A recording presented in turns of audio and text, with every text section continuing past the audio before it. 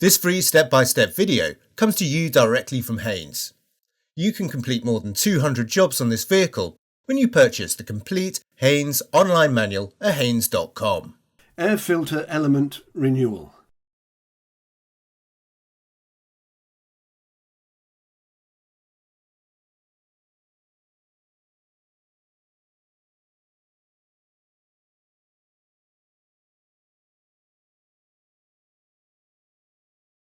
Unscrew the clip and detach the outlet duct.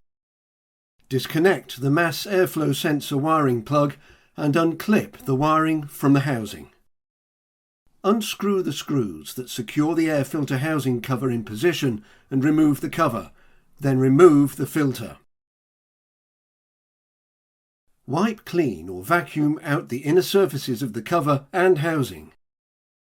Locate the new element in the housing, making sure that the sealing lip is correctly engaged with the edge of the housing and that the filter is aligned correctly.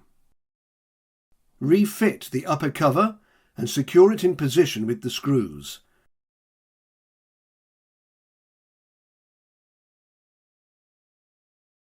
Reconnect the mass airflow sensor wiring plug and clip the wiring to the housing.